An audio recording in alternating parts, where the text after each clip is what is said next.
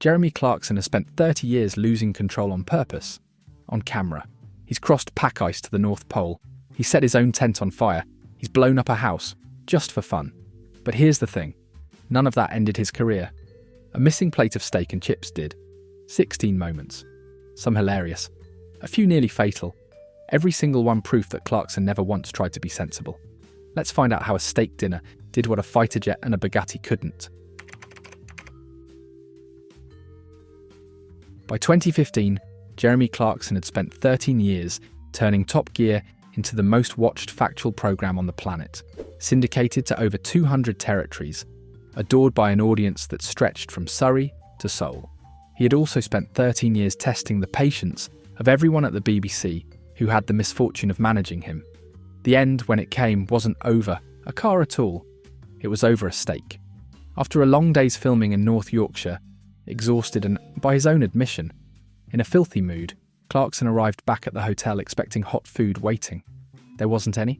Producer Oisin Timon delivered the news that the kitchen had closed. What followed was a 30-second altercation in the hotel car park, out of shot, away from any camera that might have softened it. A shouting match that ended with a punch, in a split lip, and blood on Timon's shirt. The BBC investigated. Statements were taken.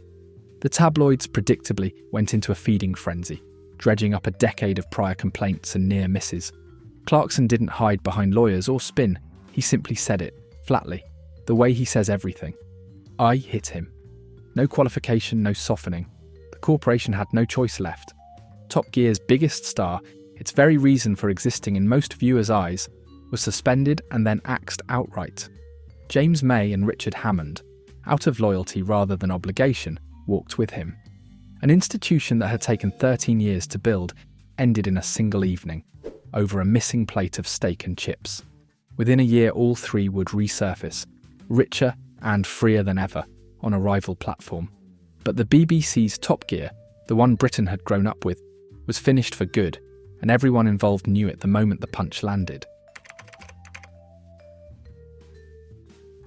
In 2014, the Top Gear crew rolled into Argentina for a South American road trip special. 3 battered cars winding through mountain passes toward Patagonia. One of those cars carried the registration plate, H982FKL. Nobody on the production had thought to check it twice. Argentina noticed within hours. To British eyes, it was simply a number. To an Argentine audience still raising children on stories of the 1982 conflict, it read as a direct and deliberate taunt. A war fought over a scattering of islands in the South Atlantic, still commemorated with genuine grief every year. Convoys of furious locals began tracking the crew from town to town, and by nightfall the situation had turned properly dangerous. Cars were pelted with rocks, windows cracked. The crew abandoned vehicles and equipment worth hundreds of thousands of pounds and fled across the border into Chile under police escort, filming crews scattered and shaken. Clarkson insisted, both publicly and under oath to the BBC's own internal inquiry, that the plate was pure coincidence. Fitted months earlier for an entirely unrelated shoot with no thought given to the numbers at all. The BBC's investigation largely agreed with him, but agreement changed nothing on the ground. Diplomatic complaints landed on desks in both London and Buenos Aires. The special had to be entirely reworked from salvaged footage, and one of the most expensive Top Gear shoots in the show's history came within a hair's breadth of becoming a genuine international incident, all because of 7 characters nobody had thought worth a second glance. In 2007, Clarkson and Hammond set out to do something no wheeled vehicle had ever managed before, driving to the magnetic North Pole itself. This wasn't a straightforward run across snow. The car was a heavily modified Toyota Hilux, fitted with tank tracks in place of tyres, built specifically to survive conditions that would kill an unprepared man within hours. Temperatures dropping past -40, and ice that shifted and cracked beneath the vehicle without warning. Cameras rolling throughout, the 2 men crossed pack ice that was, quite literally, drifting on the ocean beneath them. Solid one moment, treacherously thin the next. A single wrong turn meant plunging through into freezing water with no realistic chance of rescue. Frostbite was a genuine hourly risk, not a scripted danger dressed up for effect. Fingers went numb inside thick gloves. Breath froze on beards within minutes of stepping outside the cab. Against every reasonable expectation, they made it, and Guinness World Records confirmed them as the first people ever to reach the magnetic North Pole in a vehicle. Clarkson, never one to romanticize suffering, still called it one of the most physically miserable weeks of his entire life, worse than anything a studio stunt could replicate.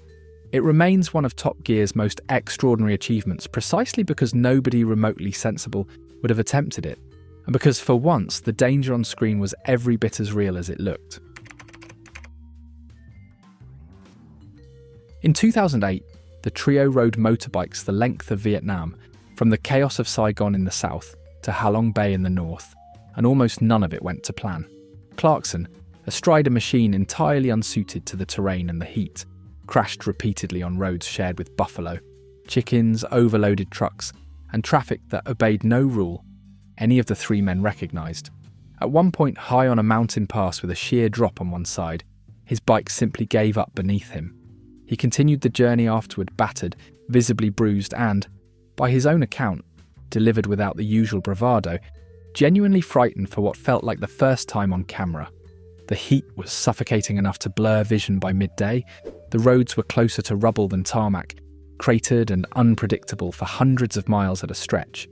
Yet the special became one of the most beloved in Top Gear's entire history, precisely because the suffering on display was completely unfaked. There was no stunt double, waiting off camera, no safety net beyond whatever first aid the crew could carry. When Clarkson finally rolled across the finish line, exhausted, aching, and half-broken, the relief written across his face wasn't performance. It was a man who genuinely hadn't been certain, an hour earlier, that he was going to make it at all. Botswana, 2007, threw the crew into the Okavango Delta with 3 cheap, ill-suited cars and a route deliberately designed to break every one of them. Crocodile-infested rivers had to be forded with nothing but hope and momentum. Elephants blocked the road without ceremony or negotiation, entirely unbothered by a film crew's schedule. The cars themselves, never built for anything remotely like this, disintegrated piece by piece under the relentless strain of mud, water and heat. Clarkson's vehicle, at one particularly grim stage, sat genuinely stuck axle deep in thick mud, with darkness closing in fast and no recovery vehicle within reach for miles. Out there, in genuine wilderness, there was no guarantee of rescue if anything went properly wrong, and every member of the crew knew it. Radios crackled with static. The nearest help was hours away by any measure. It became one of Top Gear's most critically acclaimed specials, less for the cars themselves, and more for the sheer, unglamorous will it took simply to finish. Clarkson later admitted the Delta taught him more about genuine fear than any studio stunt or fast lap ever had. No scriptwriter could have engineered an ending like that. The landscape itself simply refused to cooperate, indifferent to cameras and schedules alike, and somehow that raw indifference is exactly what made it unforgettable television. Before we get to the moments that truly shocked the nation, if you're enjoying this so far, do hit that like button, drop a comment telling us which entry has surprised you most, subscribe if you haven't already, and tap that notification bell so you never miss what Britain's Best uncovers next. Right, back to the list. In 2008, Clarkson reviewed an early Tesla Roadster for Top Gear, and the segment showed the car apparently running out of charge on set, needing to be pushed into a hangar by crew members rather than driven. Tesla cried foul immediately, insisting publicly that the footage had been staged and that the car had never actually run flat on camera at all. What followed wasn't a quiet disagreement settled over coffee.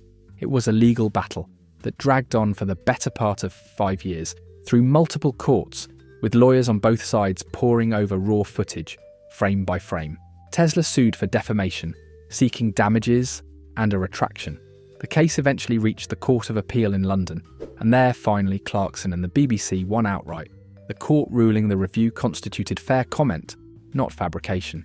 Elon Musk never fully let it go, continuing to needle Clarkson publicly over the episode for years afterward, on stage and online alike. Clarkson, for his part, maintained throughout that he'd simply reviewed the car he'd been handed, exactly as it behaved on the day it was handed to him. It remains one of the clearest examples of Clarkson's reviews carrying genuine commercial weight, enough that a company as powerful and well-funded as Tesla, felt compelled to fight it, at enormous expense, in open court rather than simply let it pass.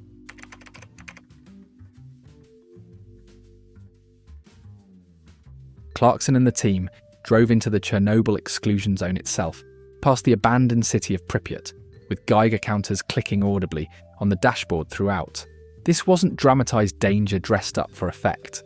The radiation readings were genuinely real, and so were the strict limits placed on how long anyone could safely remain in certain areas. Clarkson walked through crumbling apartment blocks, still furnished, as their owners had left them in 1986, and past a rusting fairground frozen exactly mid-use. A Ferris wheel that never turned again, bumper cars coated in decades of dust. He was visibly, audibly unsettled by the silence of a city built to house 50,000 people and now home to precisely none. Production crews wore dosimeters clipped to their jackets throughout. Certain buildings, certain streets were simply off-limits. Full stop, no negotiation permitted. It remains one of the most haunting pieces of television Top Gear ever produced, precisely because nothing needed exaggerating for effect. The eeriness did all the work by itself, the wind through broken windows more unsettling than any manufactured drama. For a program built almost entirely on noise, speed and bravado, the quiet dread of Chernobyl stood out as something genuinely different, proof that Clarkson could do stillness and horror just as effectively as he could do spectacle. In 2005, Clarkson took the Bugatti Veyron to its absolute top speed on a closed track, over 250 miles per hour, a figure at which the smallest steering error stops being a mistake and becomes a catastrophe. At that velocity, a car covers the length of a full football pitch in under a second, and human reaction time simply isn't fast enough to correct for anything going wrong.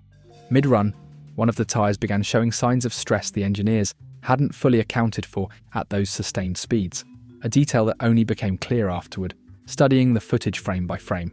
Bugatti's own technicians later admitted, somewhat uncomfortably, that the margin for error at that velocity was vanishingly thin, closer to none at all than anyone had been prepared to say beforehand.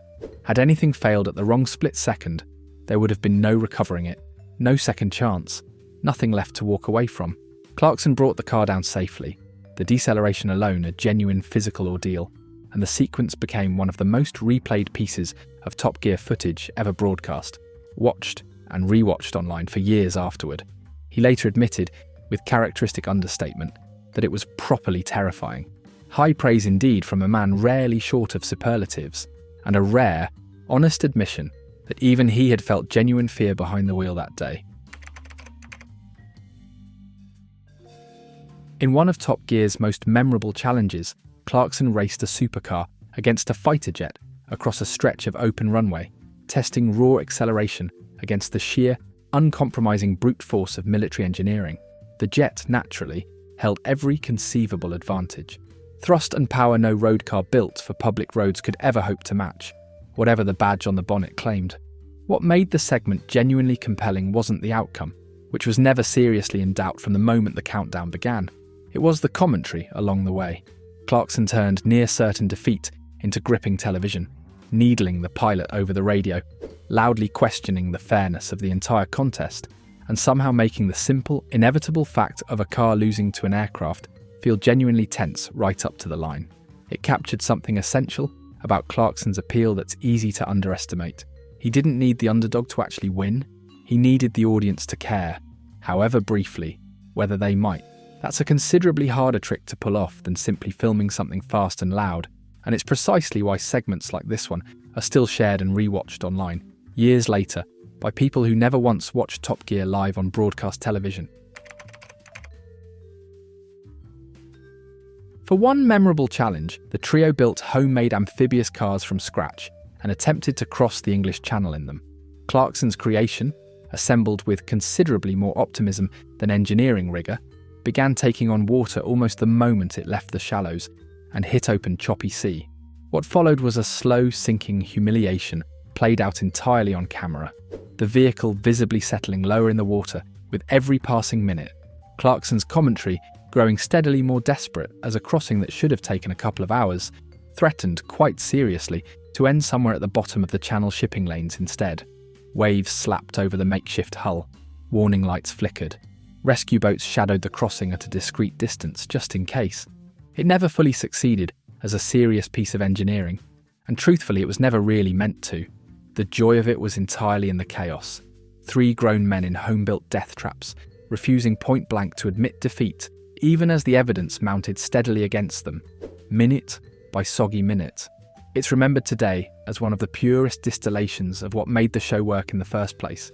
Ambition, wildly outrunning ability, filmed without a shred of embarrassment or self-awareness. In another challenge built almost entirely for maximum disaster, the presenters converted ordinary vehicles into homemade motorhomes and put them through their paces on the open road. Clarkson's build, unsurprisingly, was the first to fall apart, quite literally, with fixtures coming loose within the first few miles and the entire structure groaning audibly under strain it was never remotely designed to withstand. The build quality was, by any sane engineering standard, an accident waiting patiently to happen, and it duly happened, live on camera, in front of the other 2. Furniture shifted violently mid-drive. Water tanks failed and flooded the cabin floor. What was meant to become a functioning home on wheels instead turned into a slow-motion demolition derby, one poorly fitted shelf and one collapsing cupboard at a time. Each failure met with genuine, unscripted disbelief from the man behind the wheel. Clarkson, characteristically, refused to treat any of it as failure worth mourning.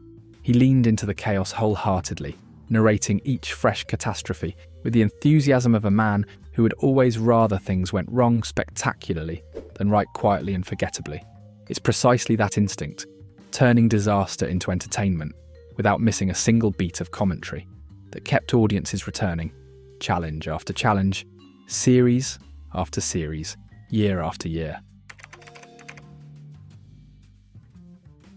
Few images define Top Gear's early Clarkson era quite as completely as the sight of a Reliant Robin refusing point-blank to stay on its wheels. The 3-wheeled car, already notorious among motoring circles for its instability, tipped over during testing not once but repeatedly, becoming something of a running joke stretched across multiple episodes and several series. Clarkson leaned into the reputation with obvious mischievous relish, treating every fresh roll as further proof of a point he'd apparently been making all along about the car's fundamental design.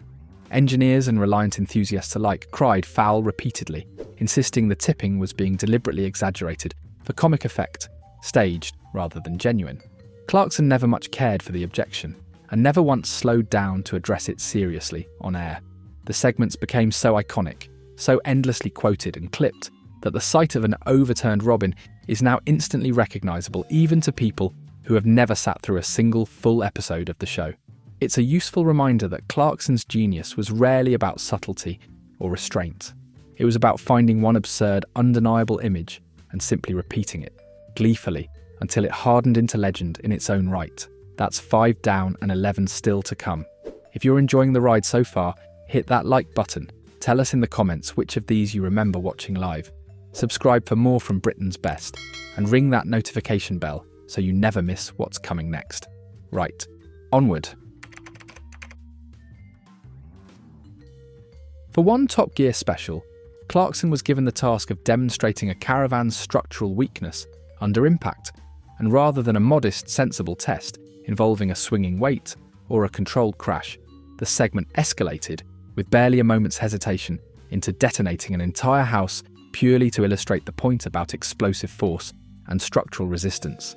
The explosion itself was filmed from multiple angles simultaneously, the fireball and shockwave rolling outward across open ground, in a way no studio effect or CGI render could ever hope to replicate convincingly.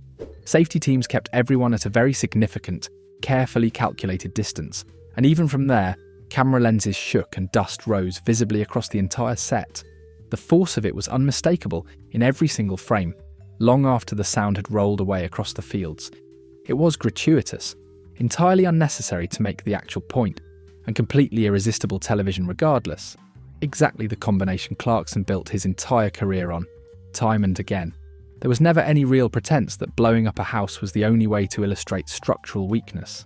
It was simply, unarguably, the most entertaining way available to him, and that single distinction, repeated endlessly across 3 decades, is precisely what separated Top Gear from every single programme that ever tried and failed to copy it. Since 2021, Clarkson's Farm has shown audiences a very different side of the man, humbled, repeatedly, and often quite publicly, by the sheer unforgiving reality of British agriculture. Crops failed outright, machinery broke down at the worst possible moments. A six-figure combine harvester, gleaming and enormous, turned out to be no match whatsoever for British weather that simply refused, series after series, to cooperate with any kind of filming schedule. One season alone saw losses running into the hundreds of thousands of pounds, laid bare on screen without a hint of spin or softening, spreadsheets and all. Clarkson, so often the one dishing out the mockery on other people's disasters, became for once the punchline of his own programme, thoroughly outwitted by soil, rainfall, and the sheer tangled bureaucratic maze of British farming regulation that seemed determined to defeat him at every single turn. What could easily have become humiliating instead turned into something far more valuable, a genuine, hard-won, unscripted respect for an industry he'd frankly never taken seriously before starting the project. Farmers across the country, many initially sceptical of a television celebrity playing at their profession, ended up crediting the show with shifting public perception of their work almost overnight. It turns out the very same man who once blew up a house purely for entertainment could also quite unexpectedly make an entire nation care about the price of wheat. Filming the Grand Tour's Madagascar special in 2019, Clarkson accidentally set fire to his own tent overnight, waking abruptly to find the canvas around him already ablaze in the darkness. He escaped without serious injury, shaken but largely unhurt, but the incident quickly became emblematic of a production that seemed permanently, precariously, one step from genuine disaster throughout the entire shoot. Vehicles broke down repeatedly in remote terrain with no realistic recovery option anywhere nearby. Camera and sound equipment failed routinely in the punishing, relentless heat. On more than one occasion during that shoot, the crew found themselves genuinely stranded, hours from any meaningful help whatsoever, relying entirely on local knowledge and improvised solutions just to keep filming at all. Clarkson later admitted, candidly and without his usual bravado, that some of these expeditions carried real, uninsurable risk that no production budget could fully account for in advance. Unlike the polished, semi-controlled chaos of the Amphibious cars or the collapsing motorhomes, this wasn't built-in entertainment engineered for effect. It was the genuine, raw unpredictability of filming in places most sensible production companies would never dare attempt at all. And it came far closer to tragedy than to television that particular night. We've saved the defining moment for last, the one that quietly explains every single entry on this list. Across 3 decades on screen, Clarkson never once hid his guiding philosophy behind a convenient euphemism. Fuel economy, sensible motoring, environmental caution, cautious restraint of any kind. All of it was, in his own repeated words, entirely secondary to one thing, and one thing only: speed and power. It wasn't a slogan dreamed up for a poster or invented purely for effect. It was the genuine, unshakable, organising principle behind everything he did on screen. Every reckless overtake filmed at dawn, every ludicrous top-speed run down an empty runway, every single review that dismissed practicality outright in favour of pure, unfiltered thrill. Critics, quite reasonably, called it irresponsible for decades. Millions upon millions of viewers called it exactly, precisely why they kept tuning in, week after week, series after series. That unapologetic honesty is the single thread connecting every entry on this list. The burning tent in Madagascar, the exploding house, the frozen crossing to the pole, the punch thrown in a car park over cold food. Clarkson never once pretended to be sensible, and never apologised for failing to be. He simply chased the biggest, loudest, fastest version of every idea he was ever handed, consequences be entirely damned, and somehow against every reasonable expectation, built a genuine broadcasting empire out of doing exactly precisely that. And there you have it, 16 moments that prove, beyond any real doubt, that Jeremy Clarkson has never once done anything the easy way in his entire career. If this took you back, or if we missed your personal favourite along the way, drop it in the comments below and let us know. Give this video a like if you enjoyed the countdown, subscribe to Britain's Best for more stories from the world of British life and old money, and don't forget that notification bell so you never miss what we uncover next. See you in the next one.